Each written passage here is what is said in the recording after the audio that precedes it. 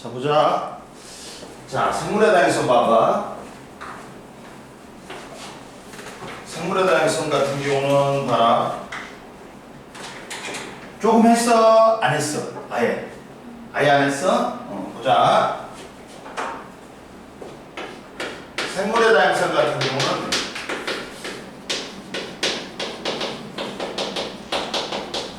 종 다양성만을 의미하는 게 아니야. 어? 여기는 생물의 다양성은 세 가지를 다 의미해. 뭐 있어? 생물의 다양성에 봐봐. 유전적 다양성. 같은 종에서 전부 다 유전적으로 유전자가 틀려가지고 모습이나 형태가 형질이 다른 게 유전적 다양성이야. 같은 종에서. 그리고 숲에 뭐 호랑이도 살고 여우도 살고 그 다음에 뭐 토끼도 살고 사슴도 살고 뭐 버섯도 살고 이렇게 종 다양성이 있어. 그리고 생물이 살아가는 터전이 여러 개, 강도 있고 호수도 있고 뭐 바다도 있고 작은 거는 연못도 있어. 이렇게 살아가는 터전이 많은 게 생태계 다양성이야. 이 세 개를 다 포함해서 우리는 이걸 생물의 다양성이라고 그래. 보자. 생물의 다양성은 생물이 지닌 유전자의 다양성, 그 다음 일정 지역에 관찰되는 생물의 종의 다양성, 그 다음 생물이 서식하는 생태계의 다양성을 모두 포함하는 개념이다. 그 첫 번째, 유전적 다양성이 있어. 유전적 다양성은 뭐냐? 같은 종이라도 유전자가 틀려. 갖고 있는 유전자가 틀려. 유전 정보가 틀리니까 형질이 다르게 표현되는 거. 같은 종의 생물에서도 개체마다 유전자가 달라. 다양한 형질이 나타나는 걸 의미한다. 같은 생물종이라도 유전자 차이 때문에 개체마다 모양, 크기, 색이 다르게 나타나는 거. 다양한 변이가 존재하는 거. 이게 뭐다? 유전적 다양성이라고 해. 그 유전적 다양성의 예가 사람마다 얼굴이 다 틀린 거. 이것도 유전적 다양성의 예고, 바지락은 개체마다 껍데기의 무늬와 색이 다른 거. 그리고 헬리코니우스 나비는 개체마다 날개 무늬가 다르다. 그 다음 별물가사리는 개체마다 무늬의 색이 다르다. 그리고 즉 하나의 형질을 결정하는 유전자가 다양할수록 변이가 다양하여 유전적 다양성이 높다.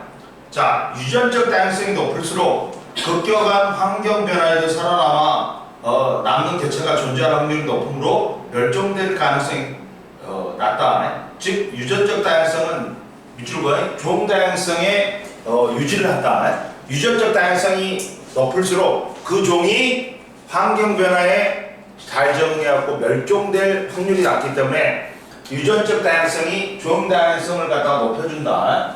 즉 선생님 말했지, 무성생식하면 부모와 닮은 개체만 만들어. 그러다 보니까 유전적 다양성이 낮아. 그래갖고 환경 적응에 불리해. 근데 유성생식 같은 경우는 암수 구별이 있고 다양한 생식세포를 만들기 때문에 유전적 다양성이 높아서 다양한 형질의 자손이 생겨. 그러니까 환경 적응에 유리하단 말이야. 그래서 멸종될 확률이 낮는 거야. 우리가 먹는 바나나 있지. 이거는 씨가 없어. 무성생식에 의한 거야. 땅속 줄기를 갖다가 잘라가지고 다른 데서 심지. 그러면 이게 나는 거야. 그러다 보니까 하나의 형질만 만든단 말이야. 그러면 환경 적응에 유리해, 불리해. 그래서 우리가 먹는 바나나는 멸종될 수도 있어. 근데 야생 바나나 있다. 이만한 몽키 바나나 있는데 걔는 씨가 있어. 그러면 걔는 무슨 생식이에요? 유성생식이에요. 그러니까 다양한 형질의 자손이 생기니까 얘는 멸종될 확률이 낮은 거야. 이해됐어?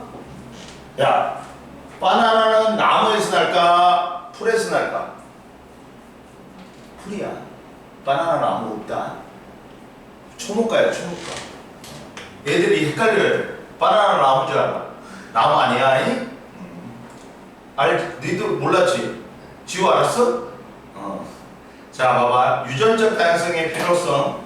원래 바나나는 씨가 있지만 1950년대까지 주로 재배되던 그로미셀 품종은 씨가 없어서 땅속 줄기를 잘라 옮겨 심는 무성 생식의 한 방법으로 번식했다. 그리고 1950년대 말 곰팡이에서 유발되는 파나마병이 유행하면서 그로미셀 품종은 대부분의 지역에서 멸종되었고 파나마병에 저항성 있는 캐번디시 품종이 재배되기 시작하였다. 하지만 곰팡이의 변종이 줄어나면서 캐번디시 품종 역시 멸종될 위험에 처해 있다. 단일 품종을 대량 재배할 경우 유전적 다양성이 낮아 환경 변화가 일어났을 때 멸종될 가능성이 크다. 옆에 봐. 보충 자료 봐봐. 유전적 다양성과 환경 변화 봐봐.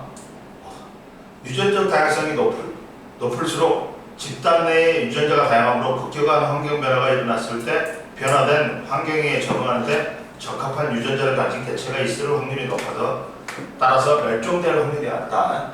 선생님이 화요일부터 글 시작했잖아. PT 시작했잖아. 어제 심각했다. 4일째 어제 금요일까지 4일째 하잖아. 화수는 하체를 줘주시더니 수목은 목금은 상체를 줘줘버리는 거야. 어제 이게 안 됐다니까? 이게 안 돼갖고 지금도 왼쪽은 이 정도만 해도 너무 아파. 어제 마스크 쓰는데 마스크를 쓰기가 힘들었어. 근데 오늘 조금 나아진 거야. 와, 사람이 미치겠더라. 와, 온몸이 아파 지금. 앉은데도 힘들어. 근데 해야지 뭐. 내 건강을 위해서. 좋은 다양성 보자. 좋은 다양성은 아이스크림 줄까? 너는 지우도 괜찮아? 아이스크림 먹을래? 더우니까 먹어. 갖다 줄게. 너는 그거지? 뭐냐? 파피코지? 너는.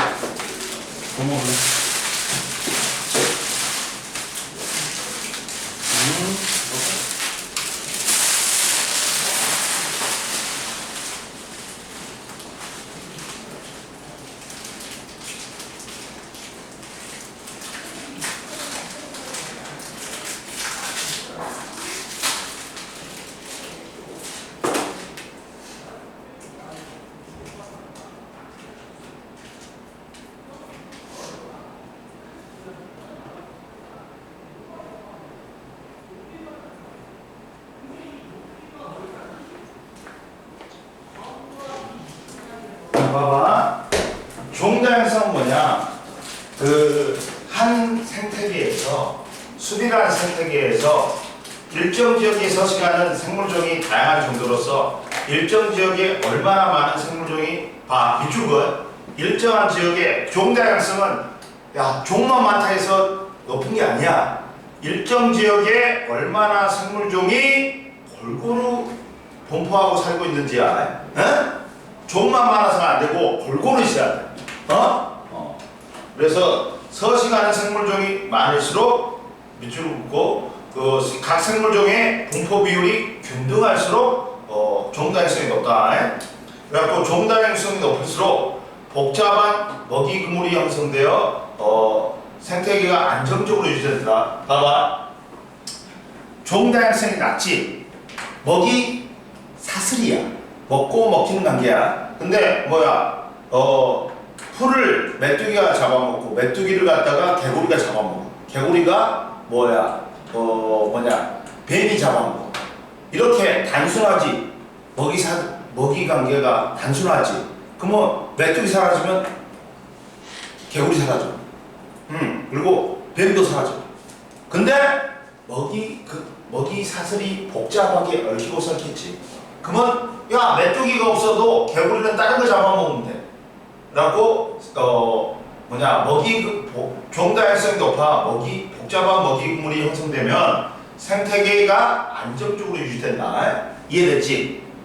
그리고 종다양성 비교는 시험에 잘 나온다. 이거는 별표 2개야. 그러니까 같이 면적이 같은 지역에 가나에 서식하는 식물종 AD를 표는 두 지역에 서식하는 AD의 개체수를 나타내는 거다. 그러면 가는 A가 5개, B가 6개, C가 6개, D가 3개야. 총 개수는 20개야. 나는 A가 1개, B가 2개, C가 16개, D가 1개야. 20개야. 가나 모두 서식하는 식물종은 4종이고 개체수는 20으로 같다. 이해됐지? 가는 각 식물종이 나에 비해 고르게 분포하지만 나는 C의 분포 비율이 너무 높지. 그러다 보니까 가나 중에서 누가 종다양성이 높은 거야? 가가. 생물종은 종수는 똑같지만 골고루 있어야 된다 했지. 그래서 분포 비율이 균등해야지 종다양성이 높구나. 그래서 가가 높은 거야. 세 번째 이제 생태계 다양성이 있어. 세 번째.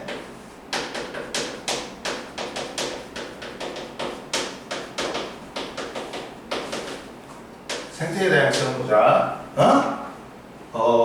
자, 생태계 다양성은 일정 지역에 존재하는 생태계의 다양한 정도를 의미한다. 자, 생태계가 다양한 뿐만 아니라 그 구성 요소 사이에 일어나는 상호작용의 다양함까지 포함하는 개념이다. 자, 대륙과 해양의 분포, 위도, 기온, 강수량 등의 환경 차이로 인해 지구에는 열대우림, 갯벌, 습지, 산림, 초원, 사막, 호수, 강, 바다와 같은 다양한 생태계를 갖다가 이룬다. 그 중에서 자 생태계 종류에 따라 환경이 다르므로 환경과 상호작용하고 살아가는 생물의 종과 개체수도 다르다. 즉 밑줄거니 생태계가 다양할수록 종다양성과 유전적 다양성이 증가한다. 아까 처음에 유전적 다양성이 높을수록 종다양성이 높다 했지. 근데 생태계 다양성이 높을수록 유전적 다양성, 종다양성이 높아진다. 그러니까 쉽게 말하면 이거잖아. 야, 생물이 살아갈 터전이 환경이 많아. 그러면 여러 종들이 살 수 있고 한 종에도 여러 가지 변이가 나타나가지고 유전적 다양성이 높아져. 그리고 자 밑줄거리 여러 가지 생태계 중에서 열대우림은 강수량과 많고 기온이 높아서 종다양성이 가장 높다. 밑줄거리 열대우림은 강수량도 많고 온도도 높아서 얘들이 쑥쑥 자란단 말이야. 그래서 종다양성이 가장 높다. 열대우림이. 그 다음 보자. 자, 열대우림은 식물의 종류가 많으며 그 생물을 이용하는 동물이나 균류의 종류도 많다. 야, 보영아, 녹으면 그거 안 따진다. 빨리 따놓고 갯벌과 습지는 육상 생태계와 수 생태계를 잇는 완충 지역이야. 그래서 두 생태계를 자원을 모두 이용하는 생물종이 공존하므로 갯벌과 습지는 상대적으로 종다양성이 높은 편이다. 왜? 갯벌과 습지는 수 생태계하고 육상 생태계를 갖다가 공존하는 지역이야. 그러다 보니까 두 생태계의 자원을 모두 이용하는 생물종이 공존하므로 종다양성이 상대적으로 높다. 그리고 마지막으로 생물의 다양성의 요소와 기능 보자.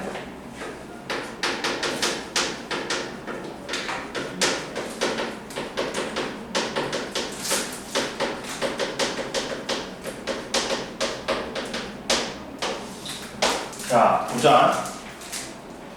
유전적 다양성은 종다양성을 말했지. 유전적 다양성이 높으면 종다양성이 높다 그랬지. 따라서 유전적 다양성은 종다양성을 유지하는 데 중요한 역할을 하고 종다양성은 생태계 평형을 유지하는 데 중요한 역할을 한다. 그리고 생태계가 다양할수록 생물에게 다양한 서식지와 환경용이 제공되므로 종다양성하고 유전적 다양성이 높다. 즉 유전적 다양성, 종다양성, 생태계 다양성은 서로 밀접하게 연결되어 있으며 모두 다 생물의 다양성 유지에 중요한 역할을 한다. 그리고 옆에 보자. 궁금해봐.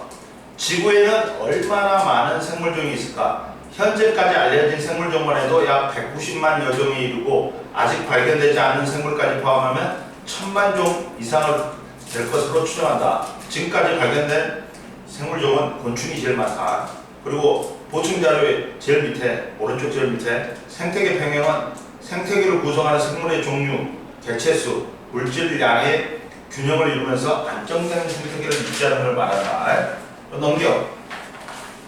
그리고 생물의 다양성의 중요성 보자.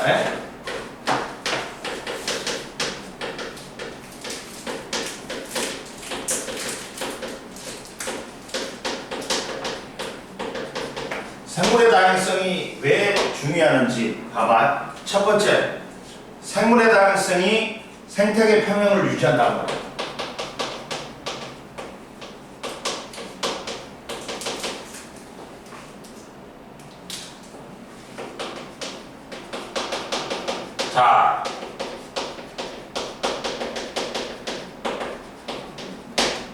자, 생물은 저마다 고유한 기능을 수행하면서 서로 밀접한 관계를 맺으며 살아오고 있다. 이때 다양한 생물은 생태계를 안정적으로 유지하는 데 중요하다. 따라서 특정 종이 사라져 생물의 다양성이 낮아지면 생태계 평형이 깨지기 쉽다. 즉 생물의 다양성이 높을수록 생태계 평형을 유지하기가 쉬워. 유전적 다양성이 높을수록 종다양성이 높아. 그리고 생태계 다양성이 높을수록 종다양성과 유전적 다양성이 높아. 그래가지고 생물의 다양성이 높으면 생태계 평형을 유지하기가 편해. 그러니까 생물의 다양성이 높을수록 생태계 평형을 유지하기가 쉽다. 그리고 생물의 다양성하고 생물 자원 보자.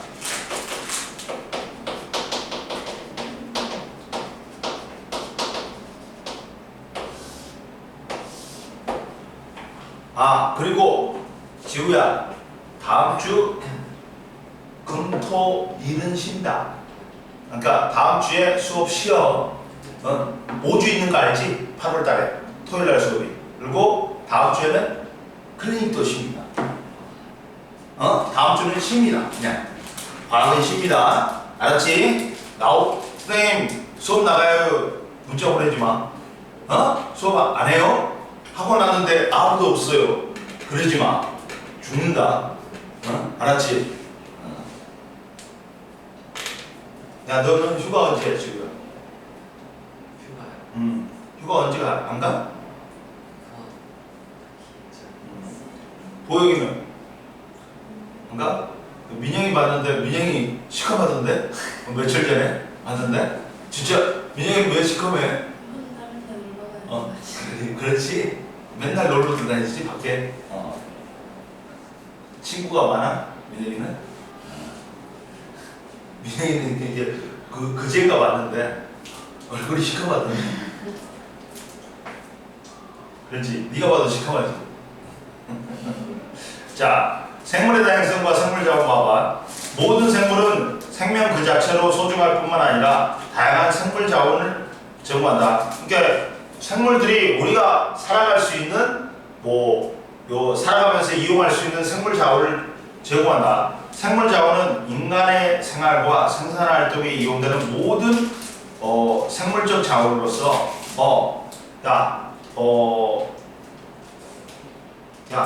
생물적 자원은 뭐도 포함되냐면 유전자도 포함돼. 유전자, 생명체, 생태계도 다 생물 자원이야. 우리가 이용할 수 있는 모든 걸 갖다가 우리는 생물자원은 인간 생활과 생산 활동에 이용되는 모든 생물적 자원이야. 그리고 생물의 다양성이 높을수록 야 당연히 생물 자원은 풍부하겠지. 야 당연히 야 생물의 다양성이 높을수록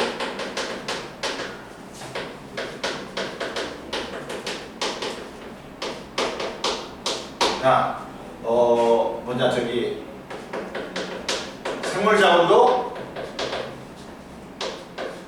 높은 거야. 이해됐니? 그럼 보자. 첫 번째 뭘 제공하니? 생물 자원이 의식주를 제공해. 우리가 입고 먹고 자는 데를 제공한단 말이야. 자, 생물은 인간의 의식주에 필요한 각종 자원을 제공한다. 의복재료는 목화, 면섬유, 양은 양모, 누에는 비단 등의 섬유 원료를 제공하여 의복재료로 이용되고, 식량재료는 벼, 밀, 콩, 옥수수 등은 주식으로 이용되고, 사과, 바나나, 배 등도 식량으로 이용된다. 주택재료로는 나무, 풀 등은 주택재료로 사용된다. 이해됐지? 그 다음 보자. 그 다음 의약품 원료를 제공한다. 의약품 원료.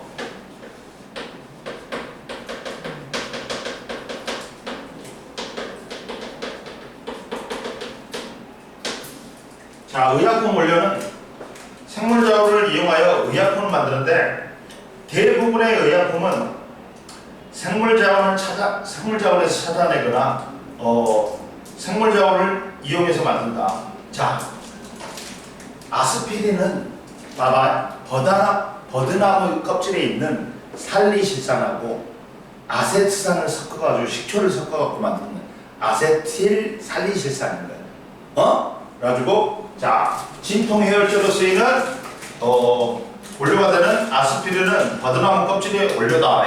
그리고 해열 진통제가 원료가 되는 조팝나무도 있고, 심장병 치료에 원료가 되는 다기틸리스도 있고, 항생제 원료가 되는 프로고팡이도 있다.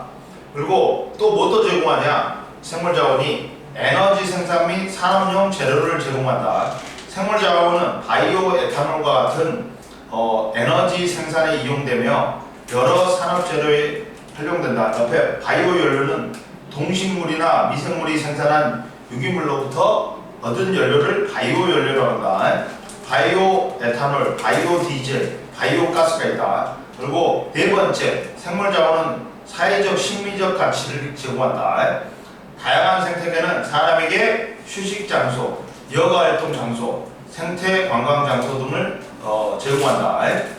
바이오 에탄올에서 제공되는 옥수수, 뭐 여러 가지 식품에 사용되는 산업에 활용되는 효모, 생태 관광 장소를 제공하는 생태계, 이런 게 있다. 그리고 옆에 보충 자료에 생물의 다양성의 중요성 보자. 옆에 보충 자료 봐봐. 왼쪽에.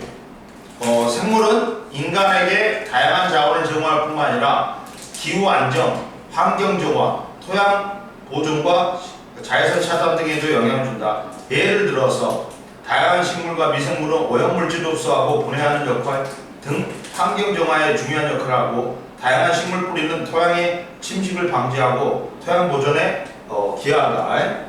35페이지 풀어봐. 빨리.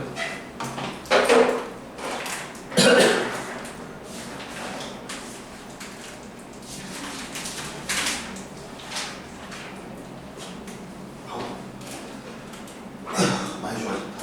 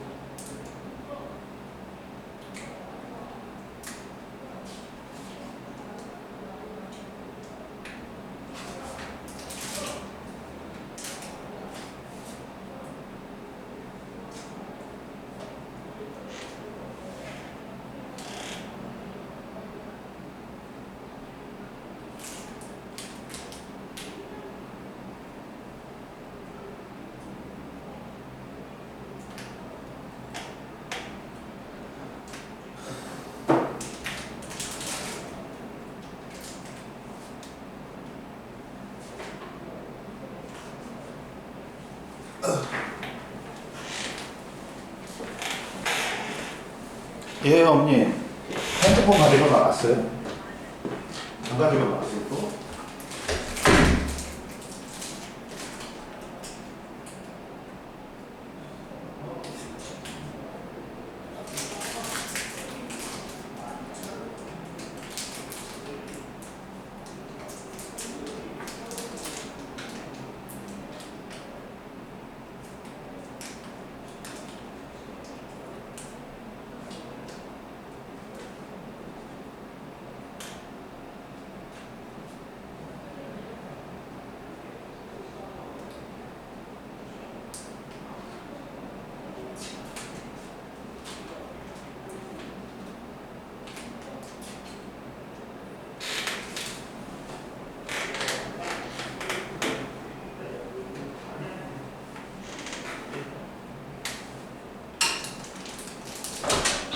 다 풀었어? 자, 보자. 1번의 유전적 다양성, 종 다양성, 생태계 다양성. 4번에 높을수록 5번의 생물자원. 1번에 가가 생태계 다양성, 나가 종 다양성, 나가 유전적 다양성. 2번에 생유종. 3번에 X, X. 그 다음 4번에 가가 5종, 나가 4종. 그 다음 가가 2, 4, 1, 3, 3, 총 13개. 그 다음 나가 1, 5, 빵, 2, 5, 그 다음 13개. 그러면 누가 종 다양성이 높아? 가가, 골고루 있는 가가 높지? 그 다음 5번에 X, 00, X. 넘겨주세요. 근데 요새 환경이라든지 생물에 다 큰 나쁜 영향을 끼치는 사람, 얘 누구야? 인간이야. 인간에 의해서 생물의 다양성이 감소하고 하는 원인이 돼, 주요 원인이야. 야, 생물의 다양성이 요 근래에 감소한단 말이야. 그 원인과 우리가 앞으로 이제 이걸 보존시키는 거 갖다가 보자.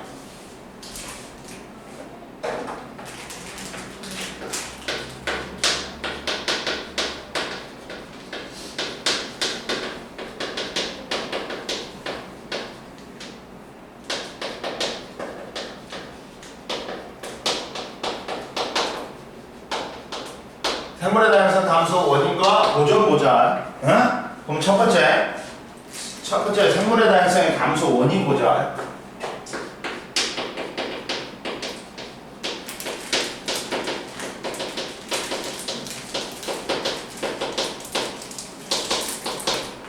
생물의 다양성 감소 원인에서 첫 번째 이유가 뭐야?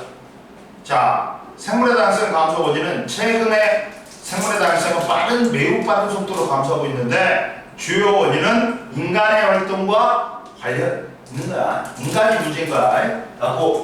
야, 생물의 다양성의 가장 큰 감소 원인이 뭐야? 첫 번째, 서식지 파괴 및 단편화가 있다.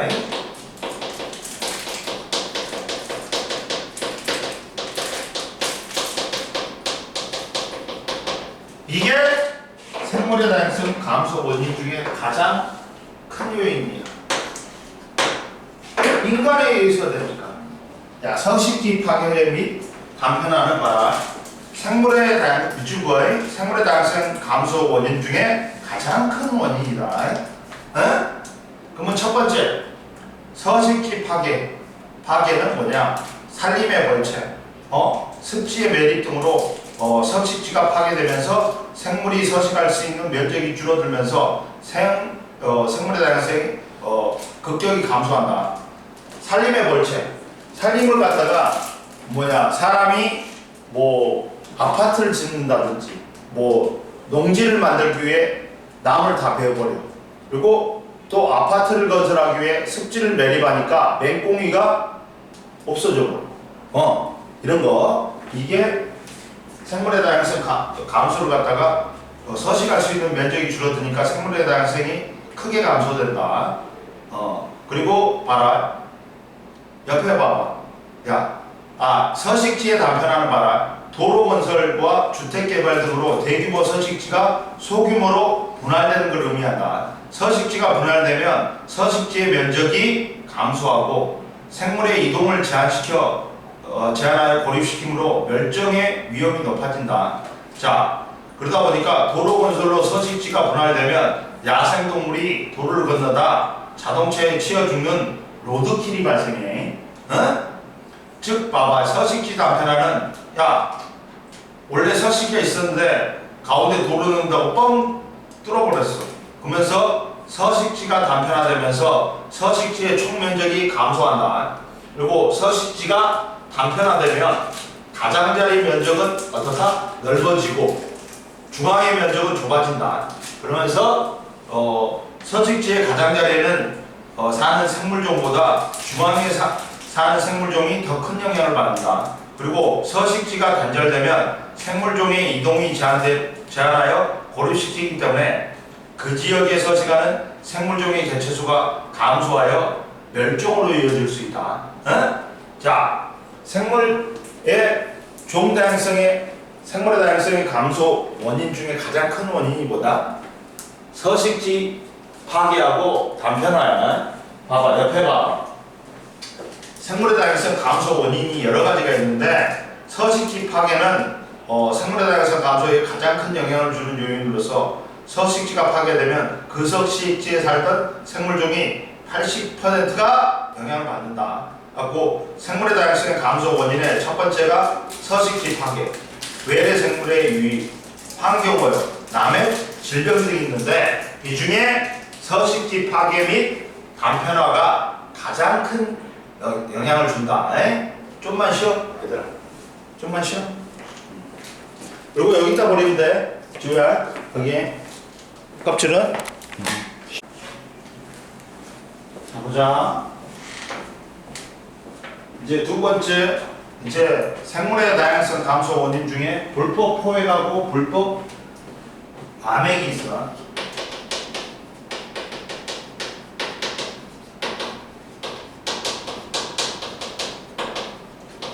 이거 같은 경우는 이제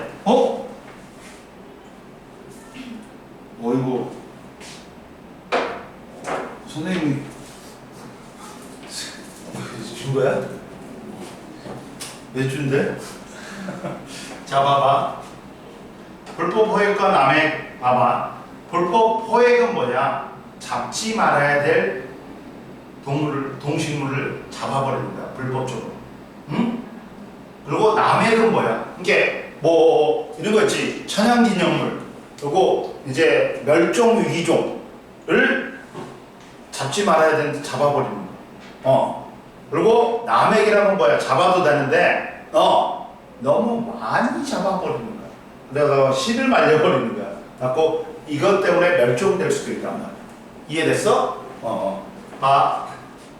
보호동식물을 불법으로 잡거나 포획하거나 야생동식물을 남획하면 너무 많이 잡으면 해당 생물종의 개체수가 급격히 감소하여 멸종할 수 있다. 특정 생물종은 생태계 먹이 관계에도 영향을 주어 생물의 다양성을 감소시킨다. 우리나라에 산림에 서식하던 호랑이, 곰, 여우 등의 대형 포유류는 무분별한 사냥으로 멸종 위기에 처해 있고 일부는 멸종했지. 봐, 호랑이 같은 경우는 일제 시대 때 일본 놈들이 지그들이 이제 뭐 집에 목 깔라고 다 잡아버린 하고 멸종됐단 말이에요. 그나마 여우나 우리나라의 곰도 멸종됐는데 이번에 이제 반달 가슴곰이 있지. 좀 수정해가지고 인공적으로 수정해갖고 키워가지고 지리산에다가 방사를 했어. 지리산에 걔들 다 칩이 있거든. 지리산에 여기서 가보면 곰 조심이라고 그거 붙어 있어. 그리고 이제 세 번째 외래 생물, 외래종의 유입 봐봐.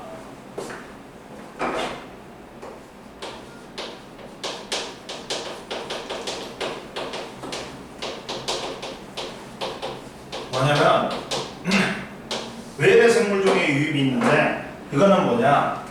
자, 외래 생물이 새로운 환경에 적응하여 대량으로 번식하여 토종 생물의 서식지를 차지하여 생존을 유발하고 먹이 관계를 변화시켜 생태계 평형을 깨트린다. 뉴트리아, 가시박, 블루길이다. 뉴트리아는 원래 뭘 하려고 우리나라에 들어왔냐면 모피 만들려고 들어왔어. 근데 그 농장주가 이걸 갖다 안 되니까 그냥 놔둬버렸단 말이야. 그래갖고 얘들이 탈출했어.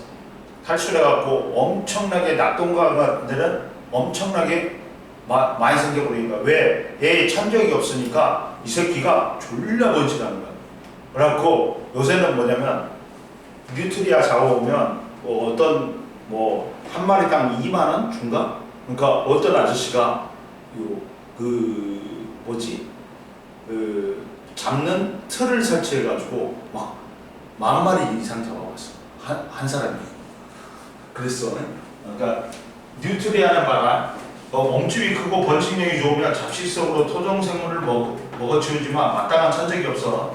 가시박은 동굴식물로 넓은 입 주변에 다른 식물을 뒤덮어 생장을 방해하고, 블루길은 북아메리카에 들어온 외래 생물로 어린 물고기와 알 등을 닥치는 대로 잡아먹는다. 그래갖고 유튜버 중에 그 시골에 사는 유튜버가 있는데, 이 사람이 시골에 하천 있잖아. 하천에 뚝 같은 거 모아놓은 데가 있고, 뚝 같은 거 설치해 놓은 데가 있거든. 거기를 갖다가 이런 그물로 엄청 큰 그물로 잡았더니, 야, 얼마나 많은지, 트럭 있지, 1톤 트럭 있잖아. 거기에 가득 차는 거야. 진짜 많아. 그래갖고 그 사람이 이건 비린내가 너무 많아갖고 먹을 수가 없대. 그래갖고 뭐 한 줄 아냐? 이걸 삶아. 닭모이로 준다. 닭이 좋아해. 그리고 이제 네 번째가 환경오염이다. 환경오염은 대기 오염으로 인한 산성비는 하천, 호수, 토양을 산성화시키고, 강이나 바다에서 유입된 화학물질과 중금속은 수중생물에 피해를 준다. 외래 생물종 중에 옛날에 황소개구리가 있었어. 황소개구리가 이만해. 진짜.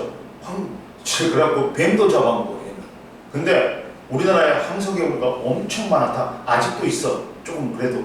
근데 거의 이제 막 박멸을 했어. 왜 그러냐면, 제일 처음에는 황소개구리가 야, 맛있대. 닭 같아. 닭가슴살 같아. 고기가. 그래갖고 사람들한테 막 튀겨서 먹고 맛있다고 했다. 근데도 안 줄어. 그러다가 별짓을 다 했는데도 안 줄다가 갑자기 누가 황소개구리가 정력이 좋다니까 사람들이 엄청 잡는 거야. 거의 씨가 말랐어요 지금. 외래 생물은 원래 살고 있던 서식지에서 벗어나 다른 지역으로 유입된 생물을 말한다. 대부분의 외래 생물은 새로운 환경에 잘 적응하지 못하지만, 외래 생물이 성공적으로 정착하면 천적이 없어 대량으로 번식할 수 있으며 토종 생물의 생존을 위협할 수 있다. 그래가지고 생물의 다양성을 감소시킬 수 있다. 그 다음 생물의 다양성을 보존을 위한 노력 봐봐. 자, 개인적 노력은 에너지를 절약하고 자원을 재활용하고 친환경 제품을 사용한다. 즉 분리수거를 잘해야 돼.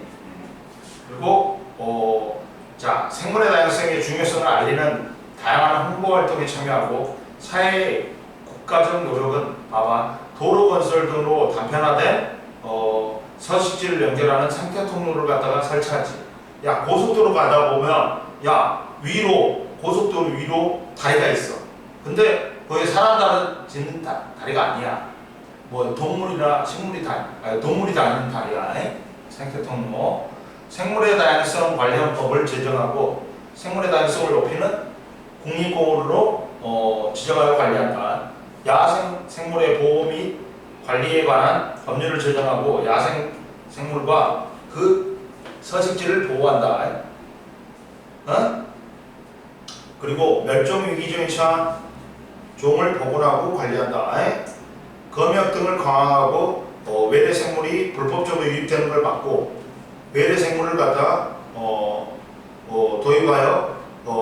도입하기 전에 외래 생물이 기존 생태계에 주는 영향을 검증한다. 야, 사람들이 우리나라 사람들이 희한한 사람들 많아. 그 있잖아, 뭐 컴퓨터에다가 도마뱀 같은 거 있잖아. 그러니까 유입을 시킨 거. 그리고 이것들을 갖다가 버려.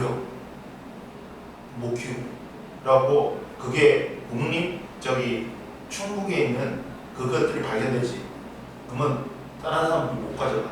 국립생태원에서 해가지고 국립생태원에서 보호하고 있어 지금.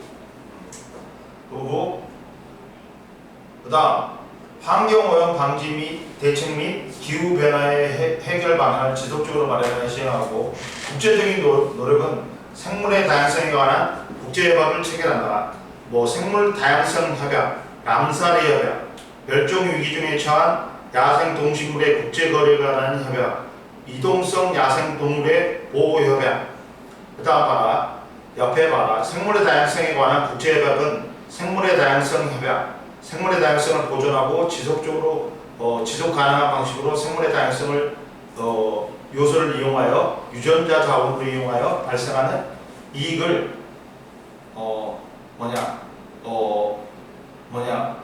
유전자원 이용으로 발생하는 이익을 공정하게 공평하게 공유하는 목적으로 한다. 람사르 협약은 뭐야? 물새 서식지로 국제적인 중요한 습지를 보호하는 국제협약으로 고창 운복 습지, 창녕 오픈읍이 있다. 37페이지 한번 풀어봐.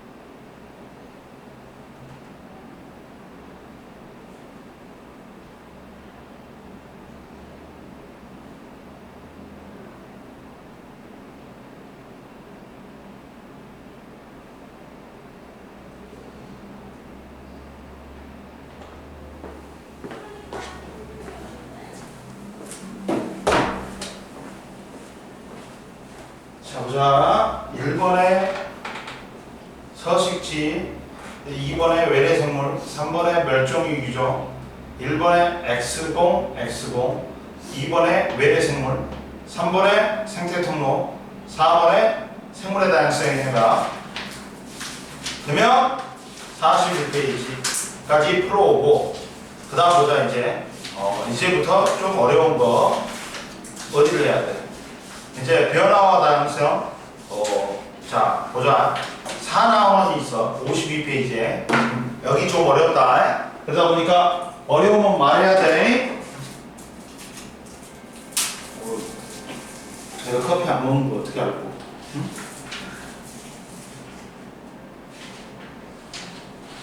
아, 섞어야 되구나.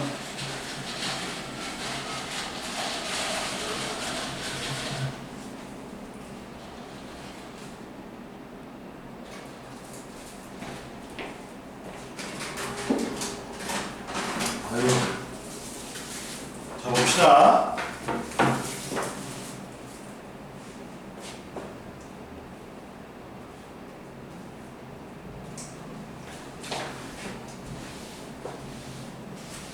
야, 좀 어렵다. 어려우니까 모르면 말을 해.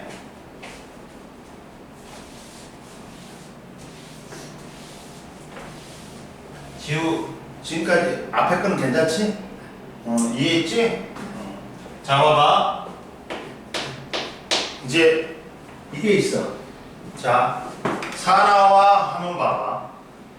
산화와 하면에서 자, 자연과 인류의 역사의 변화를 가져온 화학 반응이 있어. 자, 자연과 인류의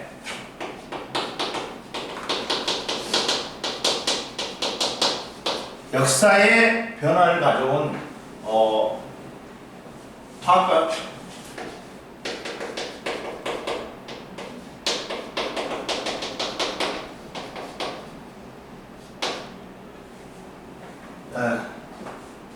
가져온 화학 반응이다.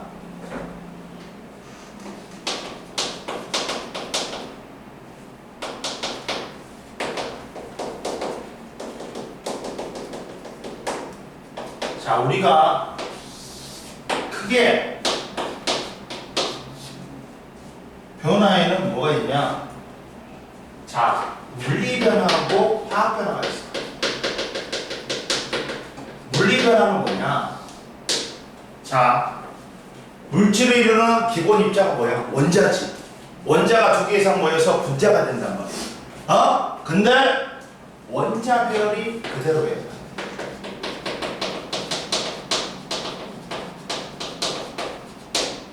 원자별 그대로야. 그리고 뭐가 있어? 분자 구조가 그대로.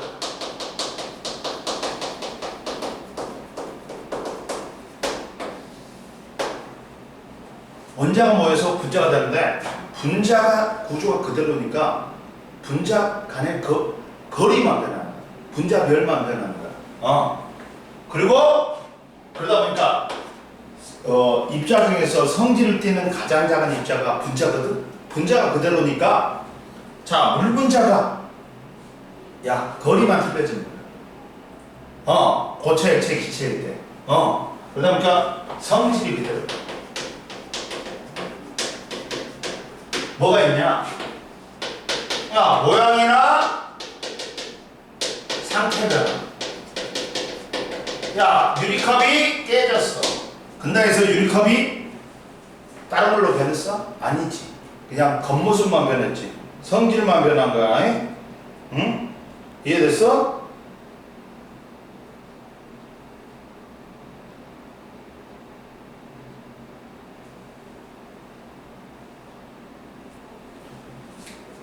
그 다음 보자. 화학 변화가 있어. 화학 변화는 자, 원자별이 변해. 분자 구조가 변해. 그러니까 완전히 다른 물질이 되어버린 거야. 그러니까 성질이 변한다. 하고 뭐가 있냐? 뭐 있어? 산화 하나 대표적인 게 오늘 배울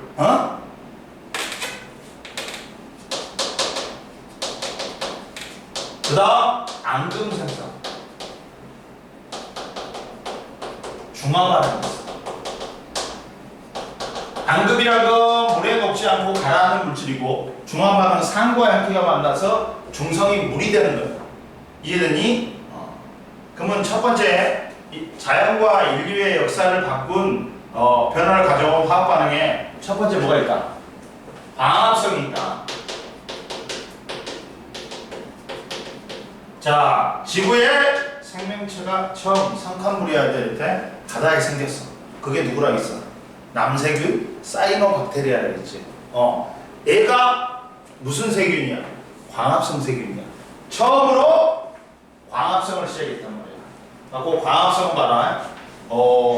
식물의 엽록체에서 광합성 같은 경우는 식물의 엽록체에서 비대너지를 이용해서 유기물인 뭘 만드는 과정이야?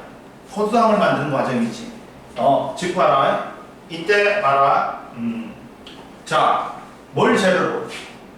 이산화탄소하고 물을 재료로.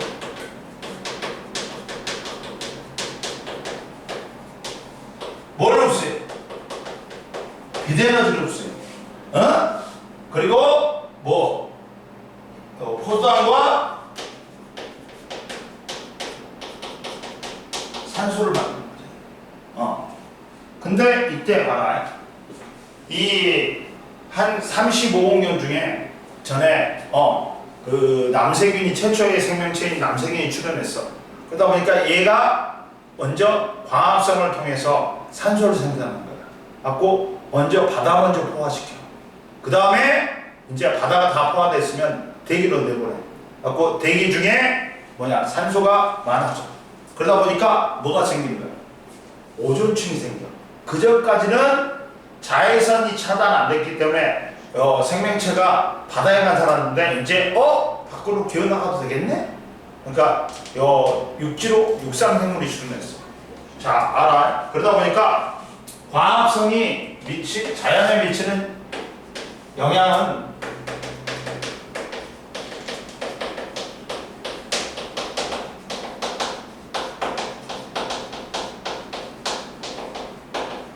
영향 첫 번째 봐라. 광합성이 자연에 미치는 영향 첫 번째. 자, 원시 바다에 최초의 광합성을 하는 뭐가 출현했다? 남세균이 생성되면서 산소가 생성되다. 그리고 산소는 바다에 녹아있던 철과 반응해서 산화철을 형성했어. 그리고 그래가지고 산화철이 처음 생긴 걸 연대를 측정해 봤더니 35억 년 전에 35억 년 전에 뭐가 출현했구나. 남세균이 출현했다는 걸 알았어. 그리고 산소는 바닷속 철과 충분히 반응한 다음 대기 중에 방출되고 대기 중에 산소의 농도가 증가했다.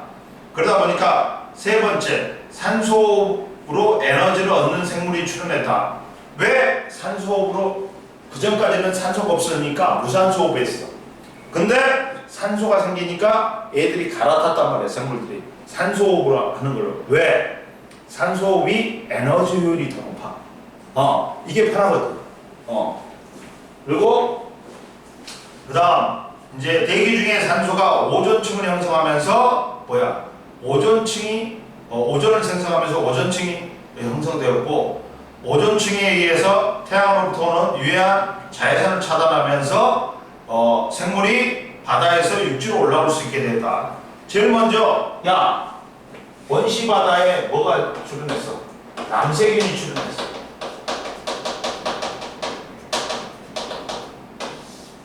자, 원시 바다에 최초의 광합성을 하는 생물인 남세균이 출현하면서 산소를 생성했단 말이야. 그러면 산소는 바닷속에 녹아있던 철과 반응하면서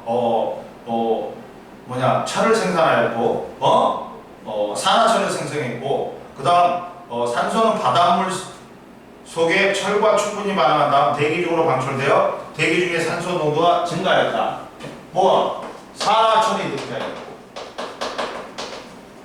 대기 중에 산소 농도가 증가했어. 그 다음 뭐? 자, 산소호흡을 하고 에너지를 얻는 생명이 출현했고,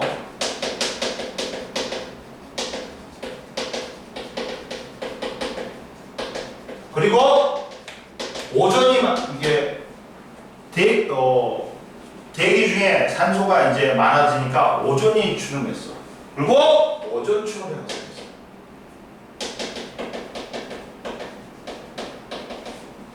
그리고 나서 이제 자외선을 오존층이 차단하니까 뭐가 출현했어?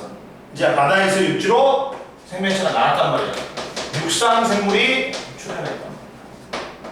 이게 광합성에 의한 생물계의 큰 변화야. 이해되니?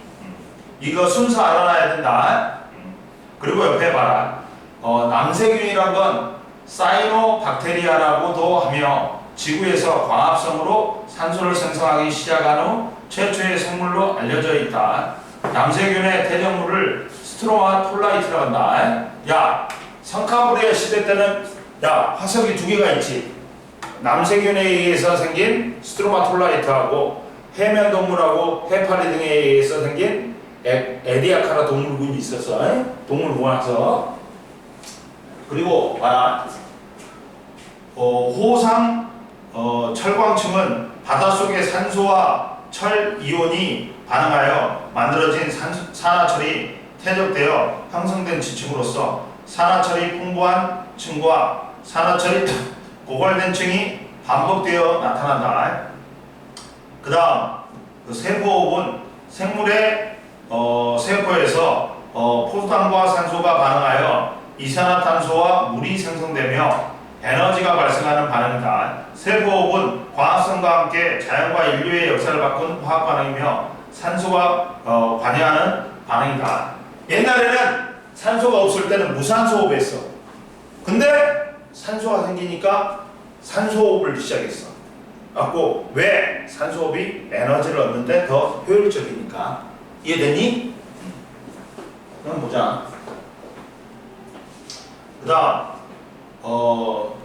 화석연료의 연소 보자. 자, 첫 번째 화석연료의 연소는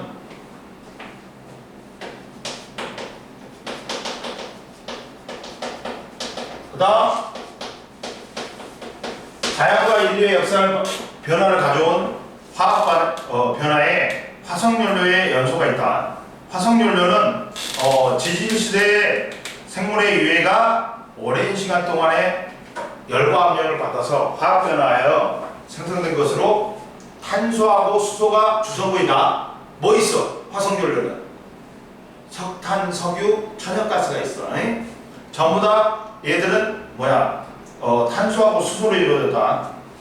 그러면 화석연료를 연소시키지. 화석연료를 연소시키면 얘는 탄소하고 수소로 이루어졌어.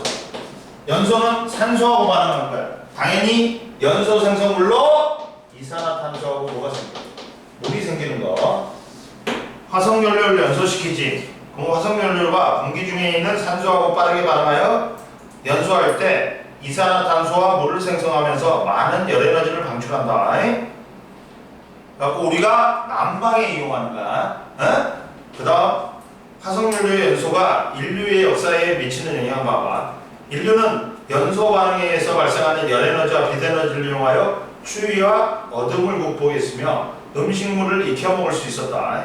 그리고 석탄을 에너지로 하는 증기기관과 증기기관차의 발명은 산업혁명이 일어나는데 큰 영향을 주었다. 그 다음 봐봐. 옆에 오존의 생성과 오존층 봐봐. 오존은 대기 중에 봐봐. 오존은 어떻게 만들어지냐? 대중의 산소가 자외선을 흡수해. 그러면 산소 원자로 나뉘어. 그리고 대기 중에 있는 산소 분자하고 산소 원자하고 결합해갖고 O3인 오존이 만들어진다. 이해됐어?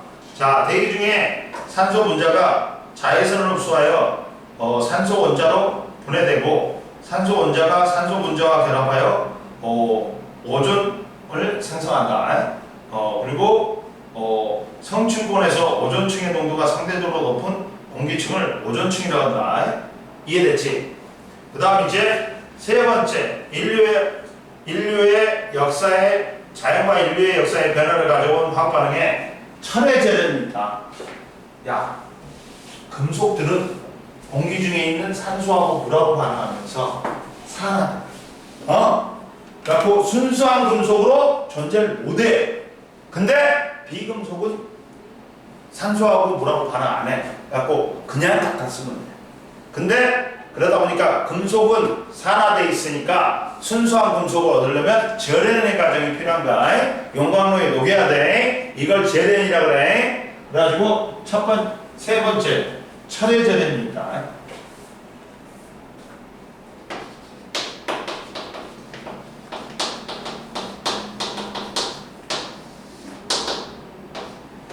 자, 철의 절연은 철의 절연은 산화철에 산소를 제거하여 순수한 철을 얻는 과정이야. 자, 즉, 산화철이 뭐냐? Fe2O3야.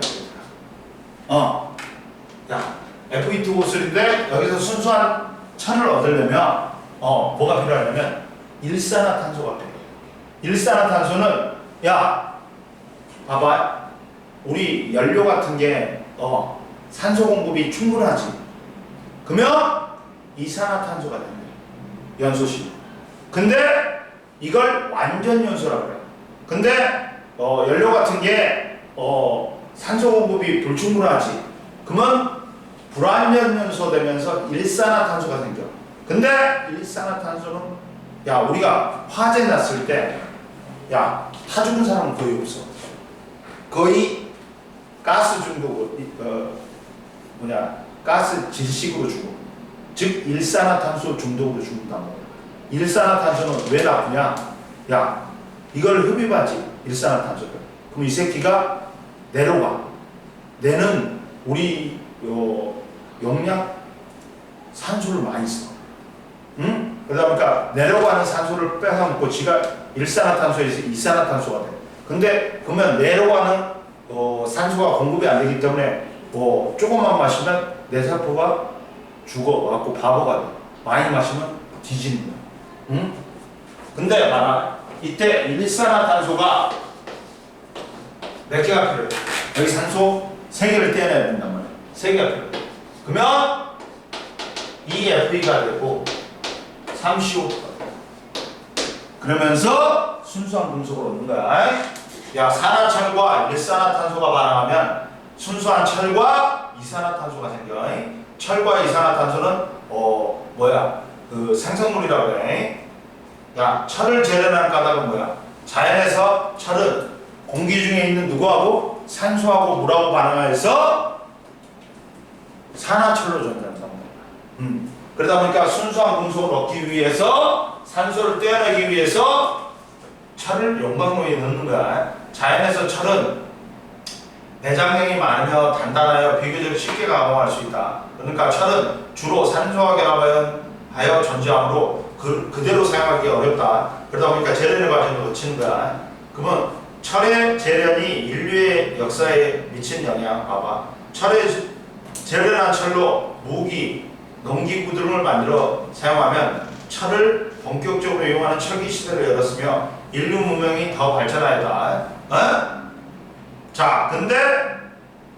인류의 역사와 자연과 인류의 역사를 바꾼 화학 반응의 공통점이 있다. 광합성, 세포, 화석연료연소, 철의 재료는 모두 밑줄 그어.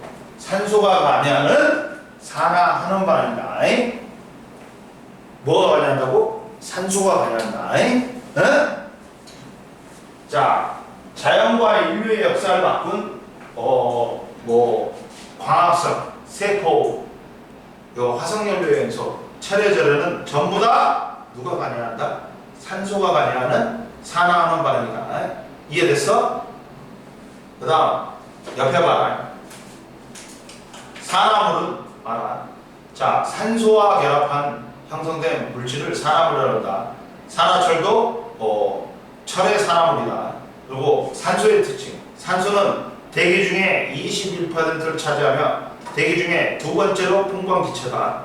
그리고 산소는 다른 물질과 반응을 잘하는 성질이 있어 우리 주변에 일어나는 다양한 화학 변화에 관여하여 금속은 자연에서 대부분 산소와 결합한 뭘로 존재한다?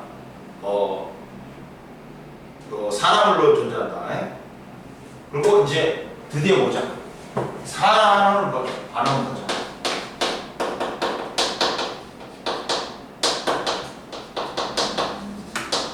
산화하는 반응은 동시에 일어난다. 동시에 일어나고 한 놈이 산화되면 다른 놈은 환원됩니다. 이때 우리가 산화를 정의할 때 기준이 원래는 4개가 있는데 우리는 3개만 배우자. 1학년 때는 2학년 때 4개를 다 배우는 거야. 산소에 그간 산화물이 있어.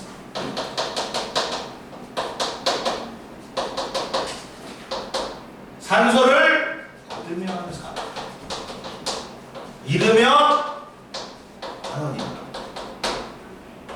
그 다음 수소하고 전자가 있어. 수소하고 전자를 반대야. 산소하고 잃으면 산화,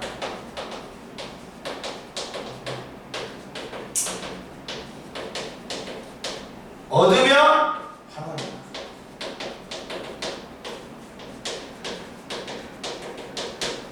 자, 한 놈은 산소를 얻어, 한 놈은 산소를 잃어. 그러면 산화하면은 어떻게 된다? 동시에 일어나는 거야.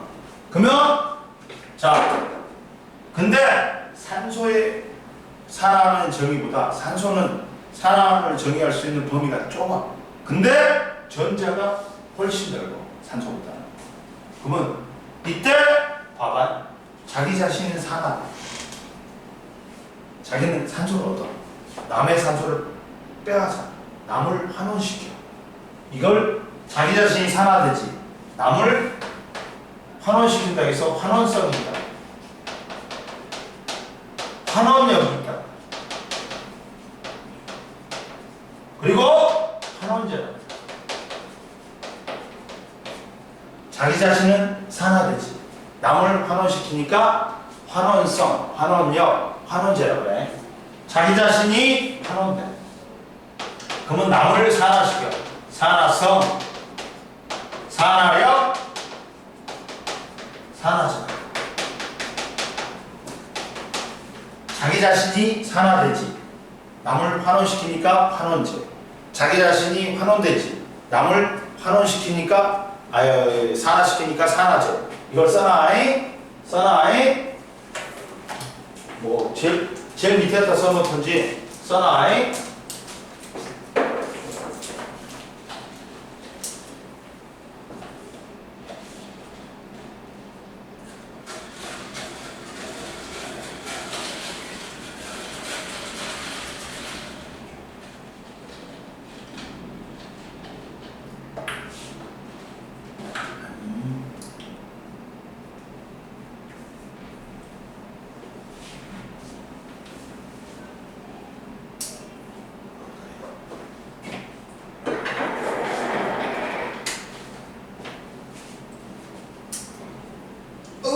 우다리.